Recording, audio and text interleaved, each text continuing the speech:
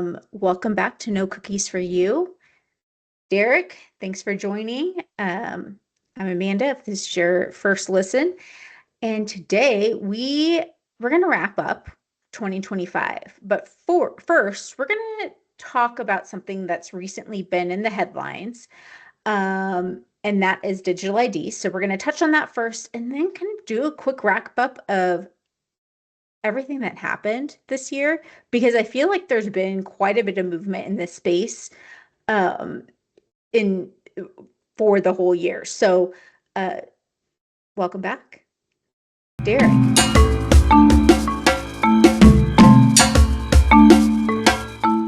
Derek, how are you? Yeah, doing well, Amanda, and thanks for having me on as usual. And yeah, excited to talk about this digital identity stuff and got a lemon sugar cookie for our episode today. So, um, I just went to Mexico, as you know. The listeners don't know, but that's where I was on vacation. Um, and they had these little tortilla cinnamon sugar things. And I brought a whole bag home, but the bag did not quite make it. They were like a nice little stack of round tortilla discs. And my mom used to make these for us because, that was just our little treat. Just um, deep fry a tortilla, then put it in a brown paper bag with cinnamon sugar, and then you have a sweet treat. That's pretty inexpensive to produce. So I'm sure that was a driver. Um, but yeah, I have my crumbs and this little cookie tortilla thing from Mexico. I tried to bring it back, but this is not very successful in bringing it whole. Um, all right, well, what is digital ID, Derek? Yeah, happy to elaborate a little bit. Um, think of it as like a collection of information that represents you in the digital world. So think of it as like a digital ID card to identify and authenticate you when you're interacting, online and some other places as well. So it's things like your personal information, maybe login credentials, digital identifiers, verified identity elements, and behavioral information. To think of it as a consolidation of all of those data points.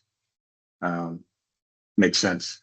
Yeah, yeah. Yeah. So, like, where is this typically used? I mean, I've heard some rumblings about digital ID. There's several influencers out there who are shouting doom and gloom. What have you, learned that the typical use cases for a digital ID? Yep. So think of like the government. So government services, government digital ID system. Yeah. Um, so something is like, little as a mobile driver's license, like national ID platforms, digital travel credentials. So if you've been to the airport recently and you've gone through TSA, Mm, right, you could yeah. start, using that digital ID of like your passport, um, I always using like, opt out of that. I don't let them take a picture of me. Um, I'm like, because it says you can opt out of the little picture taking thing process. And so I opt out of it because I'm a privacy weirdo. yeah, I don't blame you. And yeah, like yeah, very interesting, right? Because they're using like facial recognition software and, sensitive Hmm. personal information, uh, Yeah. you know, like online banking as well. So yeah, think of like governments and corporations having an ID about you, with PI and Mm. SPY. So it's, yeah, very interesting. I don't like that when you say government and corporations having an idea about me, that kind of makes me a little uncomfortable. I don't know. Um, how about applications and platforms? So I went down the rabbit hole on this one. And I went so far down the rabbit hole that I didn't even have a foundation that you were able to kick us off with on what digital ID is. Um, I went straight down like technology. So what are some of the technologies you have read about? And then I will get into my like little findings. Yeah, I think what will resonate with most listeners is like a digital wallet. So like Apple Wallet, Google Wallet, Samsung Wallet, and then some states have like their own kind of state issued Yeah, applications. I Like I have think like New ID York. me or whatever. Yeah, Yeah, so those are the main players I've seen so far, and it's I don't know, it's very interesting because it's almost like you have to have one of those. Like I don't know where this is going, right? Like I don't want to be a part of it or be forced to have this digital ID, but like, if it gets to the point where it's a requirement, you're like kind of stuck almost with like maybe being forced to have a smartphone to have right. some kind of digital wallet. I think you Um, are forced to have a smartphone because I don't think they make flip phones anymore. Like they don't make simple little flip Motorola. Remember those razors? Did you have a Motorola razor? I always wanted one, but I wasn't ever cool enough to have one. My brother had one. He was a little cooler than I am. But anyhow, I'll save that for another episode. Yeah, it's not an option. But speaking of forcing people to have a thing. So let's rewind. Let's go back down memory lane in 25 years. We're gonna go deep. Um, so back in 2001, on that fateful day on September 11th, um, from my research, this was the cusp of surveillance in the United States. And I say this for two reasons. The 9/11 Commission put out a recommendation to set standards for the issuance of identification, such as driver's license. So I present the Real ID Act of 2025. And so, it's finally effective this year, but you have to have a real ID. Goes back to like the forcing of a certain identification type to access federal facilities, to enter nuclear power plants. I found out according to the TSA FAQs, and boarding a federally regulated commercial aircraft. So we know that Real ID is a thing, and you have to have it to access government services. In parallel, there was a company, and I'm sure people have heard about this company called Palantir. That was founded in 2003, and they did a prototype in 2004 to build a software for the intelligence community to assist in counterterrorism investigations and operations. And I could go on a whole story about Peter Thiel, the founder, but he's quite the character from what I have found out, and I have dug into him. But let's just take a look at the name Palantir and where it came from. I'm not a Lord of the Rings. I am a Lord of the Rings fan, but I'm not a Lord of the Rings nerd, so I may mispronounce some of these things. So Palantir was um one of the indestructible crystal balls that were used for watching over and communications. So the word Palantir comes from, according to the Wikipedia page, Kina Palin, meaning far, and Tyr, meaning watch over. And the Palantirs were used to see events in other parts of Arda or in the past. So to reiterate, both of these events, the Real ID Act of 2005 and the founding of Palantir, all happened in the early 2000s. And this is going to be relevant as we progress into the conversation, because in 2016, since 2016, the Department of War has been awarding Palantir huge contracts. It was previously the Department of Defense, but this is fully in our counterterrorism operations. But that probably came about because Palantir sued the US Army and won. And in their lawsuit, they had testimony about the battlefield consequence of not having it. So the US Army used this other system, DCGS, that wasn't working to keep soldiers out of harm's way. And so soldiers said it took a day and a half to map out IED patterns. And the request for Palantir was denied. So a unit lost several soldiers. And then there was another incident with 200 casualties. And so they are clearly a valuable asset on the battlefield. In identifying bomb making networks, linking devices to individuals, things like that. So, but now we're in an age where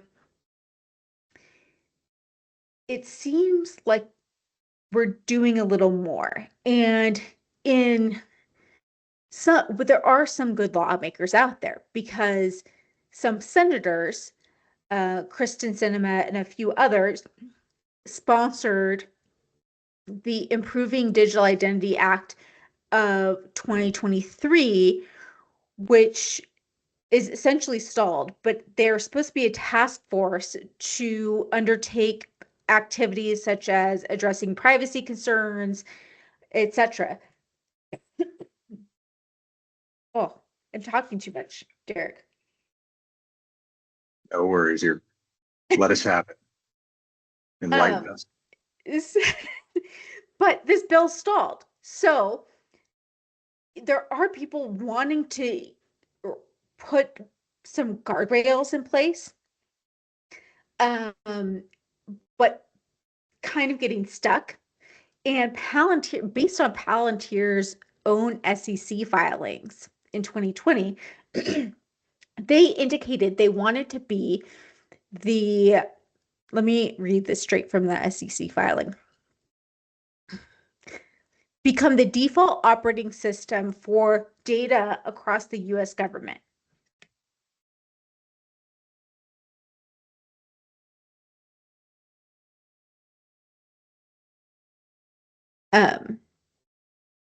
And they said our successful lawsuit against the US Army, brought in 2016, is transforming the way of the entire US government.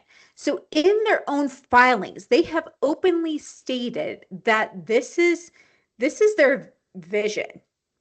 And right now, they're already contracted with the Department of War, Department of Defense, whatever we're calling them these days, ICE, right? So Immigrations and Customs Enforcement, the Department of Veteran Affairs, the Department of Health and Human Services, and the FAA, which you already spoke to. So some of that technology is being used for screening at airports, etc. And allegedly. So This is all allegedly. I don't want a lawsuit for misstating something. I'm doing this all based on research and other people's reporting. But they've also had conversations with the IRS and Social Security Administration. And my question is like, why? So the contracts reveal a pattern that Palantir is building a backend infrastructure across multiple civilian and defense agencies. And I think there is opportunity for misuse. What are your thoughts while I take a sip of water? Yeah, I definitely agree with you. Um, so from what you're saying, it sounds like, Palantir is kind of the main player and technology backbone of digital ID for the US government. Um, and yes, I think from like a privacy perspective and using data for purposes that it's not intended for, um, is very concerning for me. And, I think it's maybe a little bit of being concerned about government overreach and, kind of big brother keeping an eye on you is, is what I kind of fear, right? I think, most folks do. That kind of like resonate with you as well. And Yeah, 100%. I mean, but what, like, think about it. What if we replace, clearly, it's extremely useful on the battlefield. But what if we start replacing IED locations with locations and bomb maker networks with activist networks and biometric data from IED sites with biometric data from airport crossings or border crossings, airports, police stops, and pattern of life of insurgents with pattern of life on citizens? Like, this could quickly spiral, just changing the noun, right? And the technology is completely agnostic to the application, right? So what saves soldiers' lives in Afghanistan can become a comprehensive surveillance apparatus when pointed at civilian populations, which is especially concerning as Palantir has expanded in many of our government agencies. Does that make sense? Am I too doom and gloom here? I mean, maybe no, a little. Maybe a little tinfoily. no, I think it's just, I don't want to be tracked all the time. And, I'm not doing anything bad, but yeah, I don't feel comfortable with, being tracked. And like, Nor should you. yeah, Yeah, I'm gonna it's some, get, I'm gonna get, I'm gonna get like a drone, just put my phone on it with a digital ID and just let it fly around and not carry a phone anymore. and so like what's funny is the bill that I mentioned that Kristen Cinema put forth was designed with privacy protections and explicit prohibitions against a centralized ID system. But through the backend integrations and connecting all of these disparate data sources, Palantir may be creating the functional equivalent of what that bill was trying to prevent, just without calling it a national ID system, right? So it, we see this all the time as privacy practitioners. In when you greenlight a technology or you start collecting a certain piece of information, somehow that morphs into another use that it wasn't originally collected for, right? So you greenlight a system for, I don't know, just asking like a maybe an AI, maybe it's an AI system, right? So you greenlight Chat GPT to just have conversational questions, do some research. But then people are using it to automate their part of their job. And maybe like they're out on the slopes, which while like Chat GPT is agents are just doing their thing. Um, so, or the simple things like collecting email to contact people about services that you offer. But what happens when you get like a huge list of emails? Now you can sell that list. That's not why it was originally contacted, but practices going unchecked and without guardrails, I think are especially problematic because then the application of, the technology can be a little more sinister than it was originally slated for. And this doesn't even touch how law enforcement is using it. There are reports of proactive policing, like predicting crimes before they happen. Um, I haven't dug into that, but that's next. Don't worry. Don't worry. I'm going to find out exactly what's happening. Um, but it's the integration and potential surveillance is quite frightening to me. Great way to end the year. Yeah, I've actually had a glimpse into what they use in their vehicles, like on their laptops. And um, I live in Atlanta, Georgia, so 285 is our kind of loop, right? And there's cameras everywhere, and those cameras are just reading license plates like nonstop.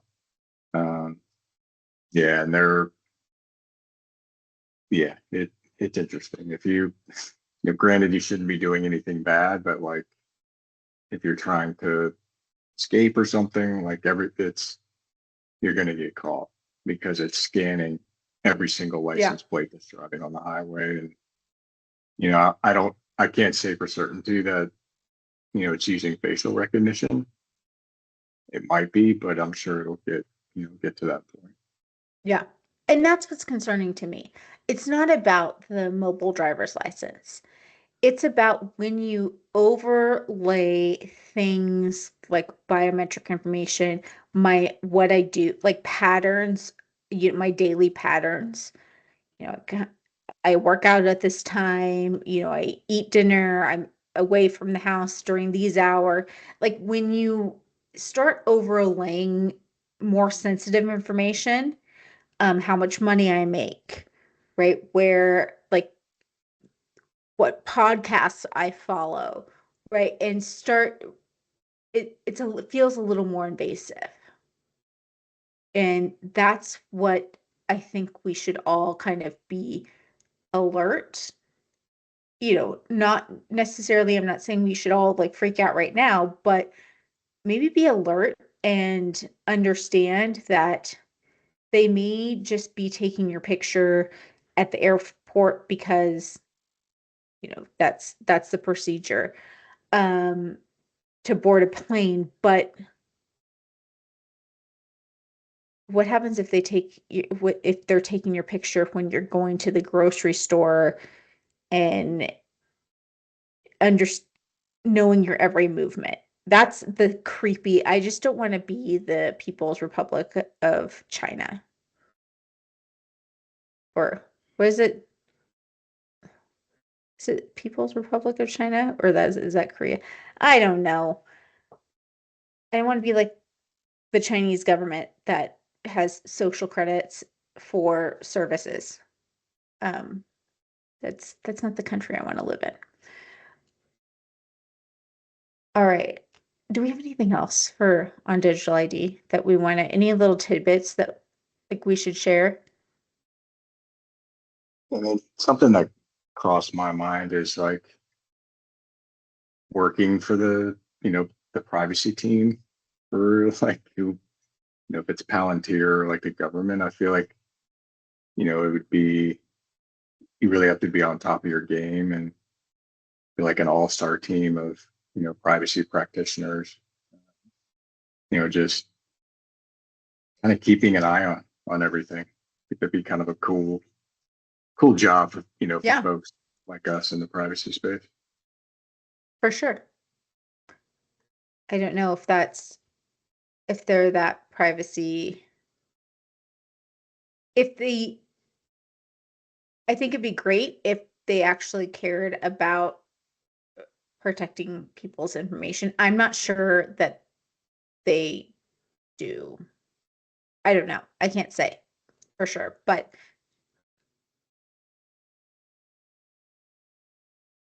you It'll know, be okay. Everything will be okay.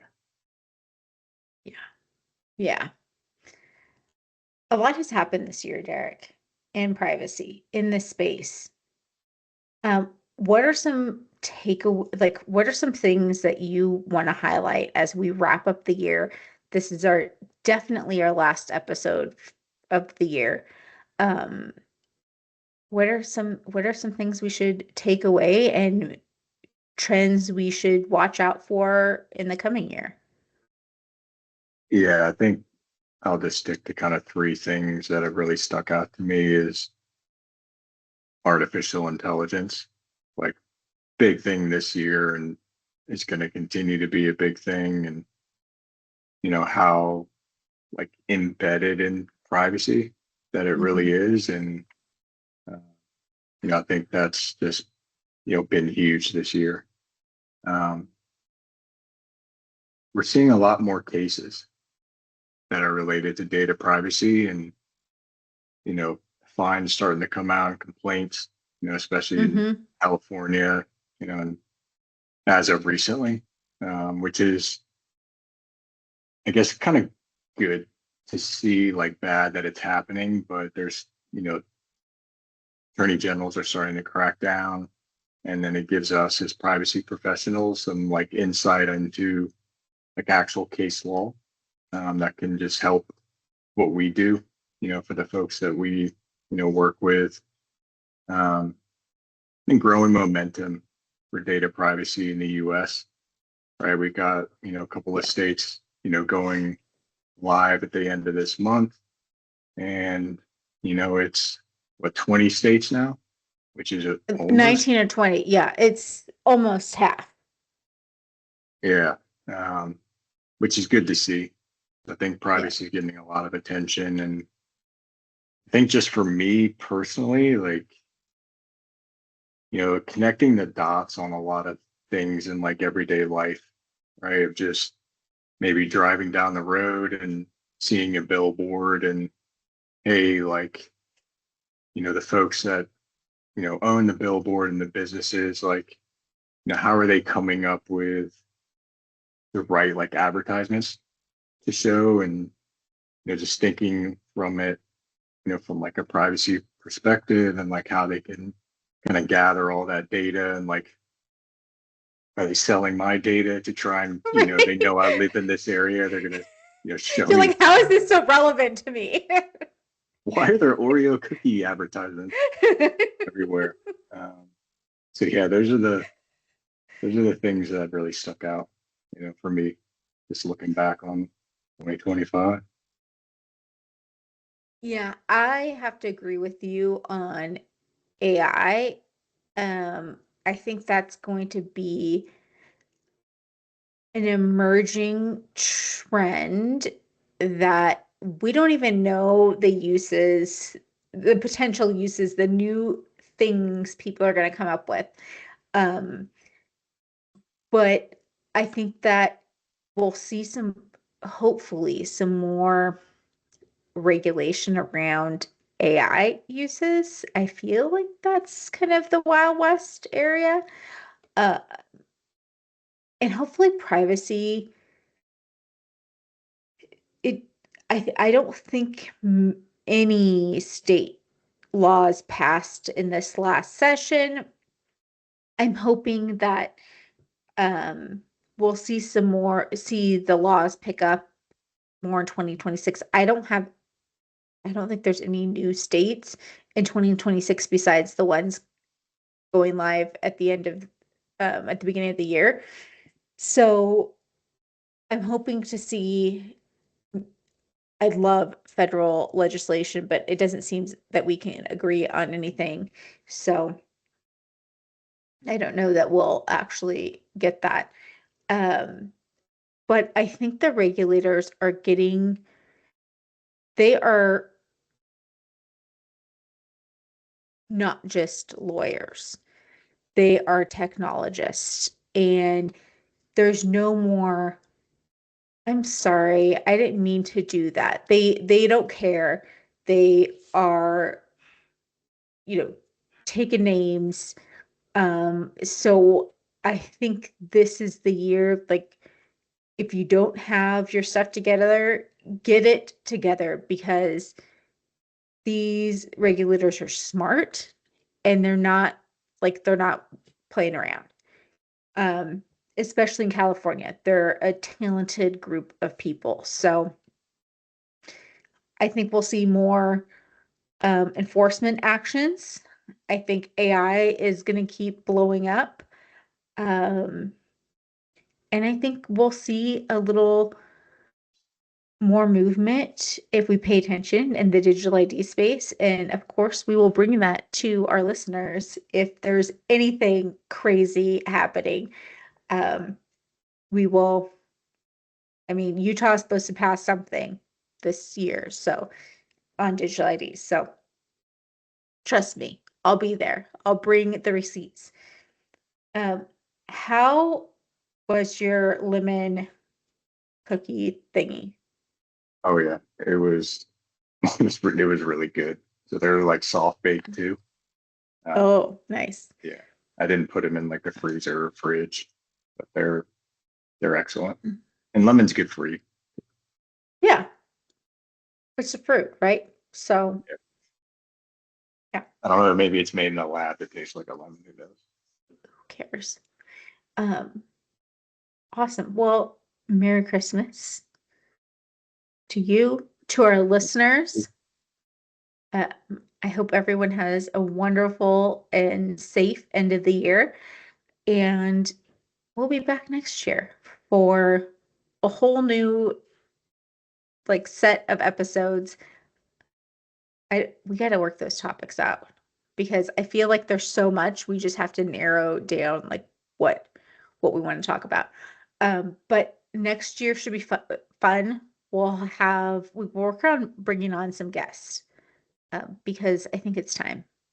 We have some connections that are lined up, but we haven't made the move yet. So we'll see. We'll see what 2026 brings us. But until then, well, I'll see you next year. See you next year as well. All right. Thanks for listening. Thank you.